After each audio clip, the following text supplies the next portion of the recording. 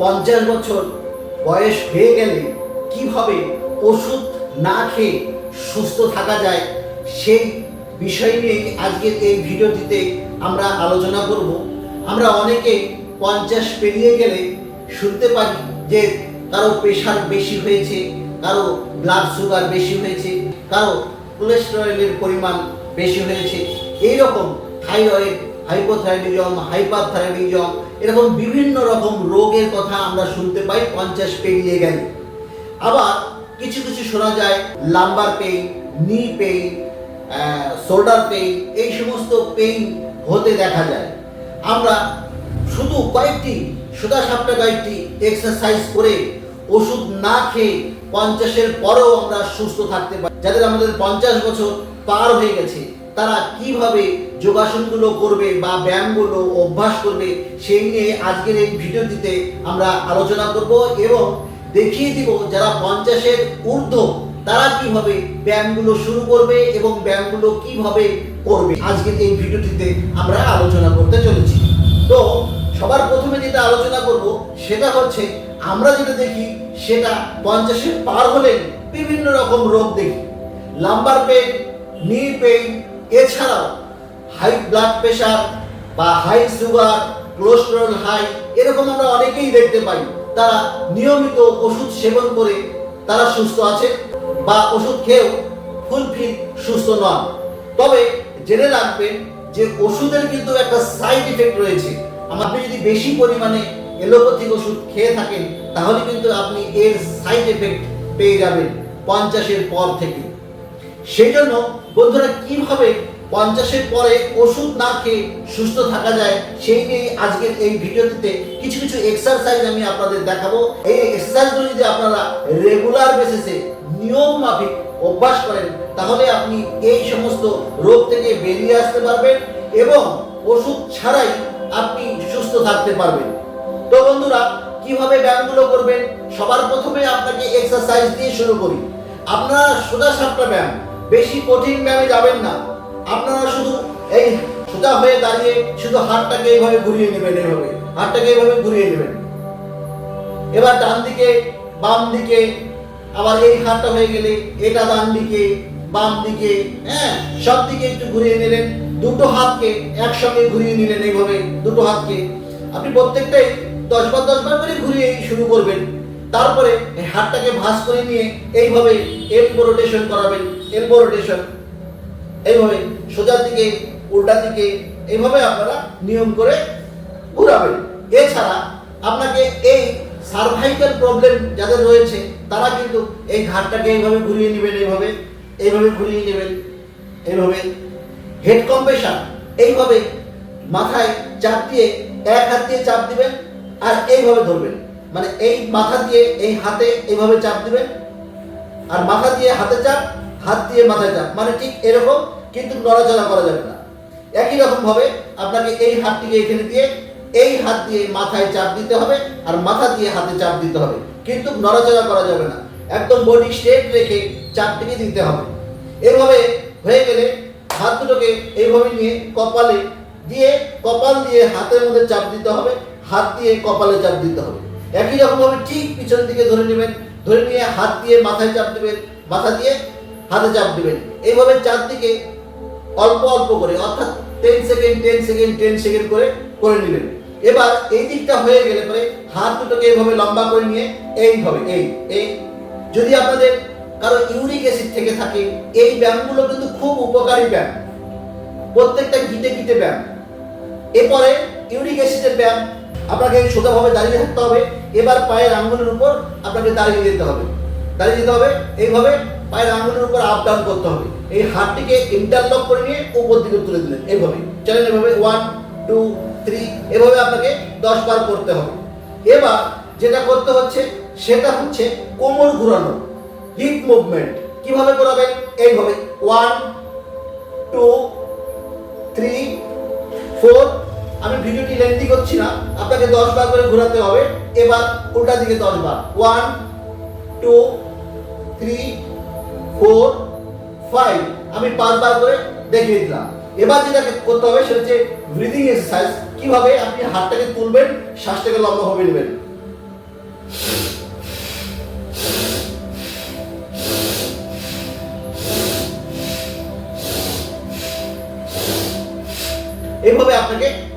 থেকে 15 বার লম্বা লম্বা শ্বাস নিতে হবে। এই এক্সারসাইজটাকে বলা হয় ব্রিদিং এক্সারসাইজ।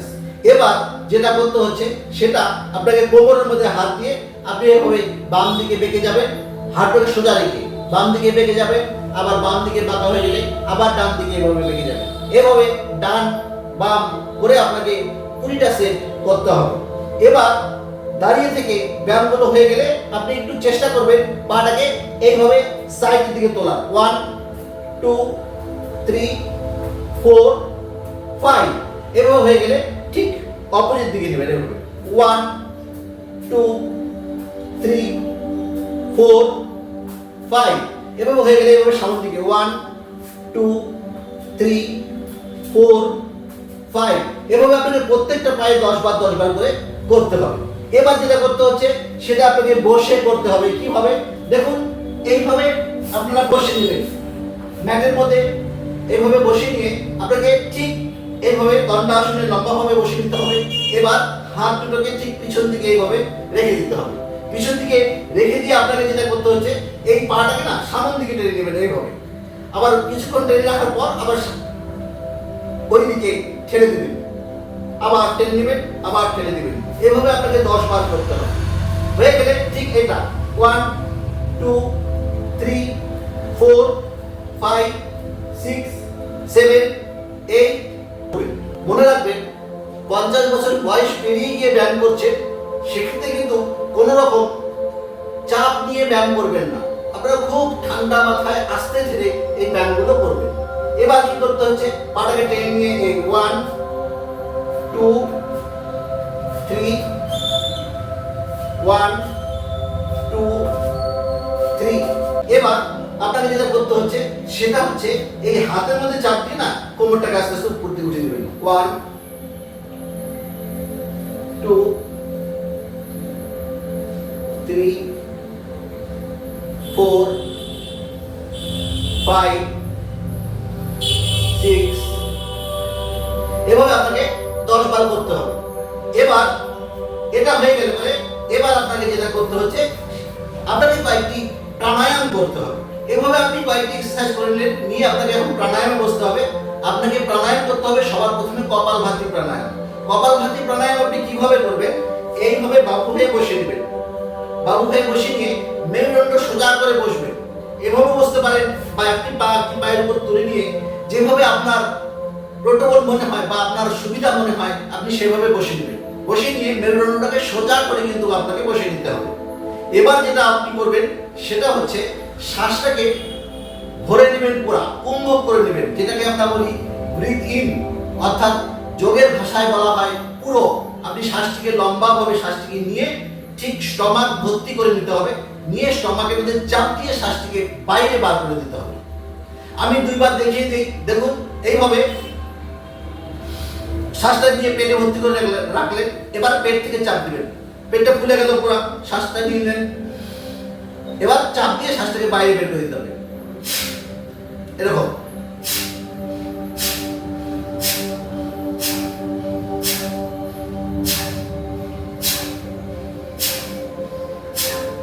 এরকম কিন্তু আপনাকে 3টা সেট করতে হবে। আপনি 15টা করে একটি সেট করে নিলেন, আবার 15টা করে একটা সেট করবেন, আবার 15টা করে আপনি রেস্ট নিয়ে সেটগুলো করবেন। এই প্রাণায়ামটাকে বলা হয় কপালভাতি প্রাণায়াম। মনে রাখবেন আমাদের 50 বছর পার হয়ে গেছে, এই কথা মাথায় রেখে এই ব্যায়ামগুলো করতে হবে খুব ধীরে ধীরে।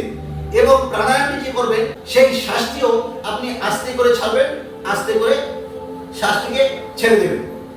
এবার খুব তাড়াতাড়ি করতে যাবেন না। এবার যেটা করতে হচ্ছে সেটা হচ্ছে ভস্ত্রিকা প্রাণায়াম। ভস্ত্রিকা প্রাণায়াম কিভাবে করতে হয়, এটা হচ্ছে মেরুদণ্ড সোজা করে নিয়ে একই রকম ভাবে বসতে হবে। মেরুদণ্ড সোজা করে নিয়ে হাতটাকে ঠিক এইভাবে নেবেন, নিয়ে হাতটাকে লম্বা করে উপর দিকে যখন তুলবেন তখন শ্বাসটিকে নিয়ে নেবেন, মানে ইনহেল করে নেবেন।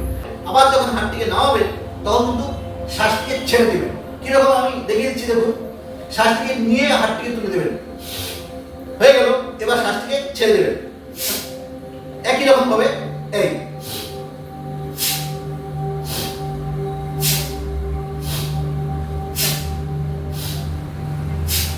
এরকম করে আপনাকে কিন্তু 15টা করে সেট 3 বার করতে হবে। মনে রাখবেন এই শ্বাসটি যখন নেবেন ছাড়বেন, খুব ধীরে ধীরে নেবেন, ধীরে ধীরে ছাড়বেন, যেভাবে আমি আপনাদের দেখিয়ে দিলাম ঠিক সেইভাবে। এইভাবে তাড়াতাড়ি করতে যাবেন না, এভাবে তাড়াতাড়ি করতে যাবেন না। তাহলে কি হয়, বয়সজনিত কারণে আমাদের হার্ট অনেক সময় দুর্বল থাকে। তাহলে এত তাড়াতাড়ি করতে গেলে না অনেক সময় হার্ট অ্যাটাক হয়ে যেতে পারে বা হার্টের কোনো রকম প্রবলেম হতে পারে। সেই জন্য আপনাকে খুব ধীরে ধীরে করতে হবে। ঠিক সঠিক যেটা সেটা হচ্ছে এটা।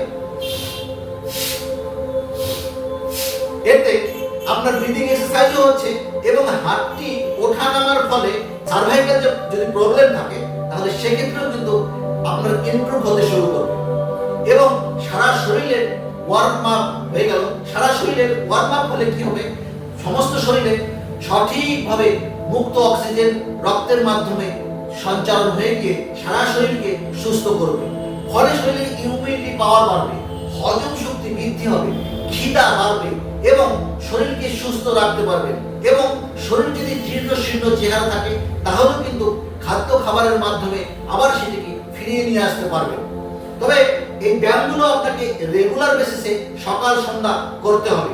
তবে যখন ব্যায়ামগুলো আপনারা করবেন কিন্তু খালি পেটে করার চেষ্টা করবেন। ভোরবেলা করতে পারলে তো খুবই ভালো। যদি ভোরবেলা যদি আপনাদের সময় না থাকে তাহলে সন্ধ্যার দিকে অর্থাৎ খাওয়া দাওয়ার ঠিক 3-4 ঘন্টা পর যদি এই ব্যায়ামটি আপনারা রেগুলার বেসিসে করতে পারেন, যেই ব্যায়ামগুলো আপনাদের দেখিয়ে দিলাম এই ব্যায়ামগুলো কন্টিনিউ 10 বার করে করুন না, করে দেখুন, দেখবেন আপনাদের শরীর সুস্থ হয়ে যাবে। যদি প্রেশারের ট্যাবলেট খেয়ে থাকেন বা সুগারের ট্যাবলেট খেয়ে থাকেন তাহলে সেক্ষেত্রে দেখবেন সেগুলোকে আপনি ডাক্তার দেখিয়ে আস্তে আস্তে কমিয়ে নিয়ে আসতে পারবেন এবং কিছুদিন করার পরে আবার ডাক্তার দেখাবেন, দেখবেন আপনাদের সুগারও নাই, প্রেশারও নাই, সব নর্মালে চলে আসে। তখন আপনি ডাক্তারের পরামর্শ নিয়ে সেগুলোকে সারিয়েও দিতে পারবেন। তবে আপনাকে কিন্তু রেগুলার বেসিসে করতে হবে। তবে ভিডিওটি যদি ভালো লাগে একটি লাইক দেবেন, লাইক দিয়ে শেয়ার করে দেবেন, তাহলে অন্যরাও দেখে উপকৃত হবে। ব্যায়াম করুন, সুস্থ থাকুন, সবাই ভালো থাকুন। নমস্কার।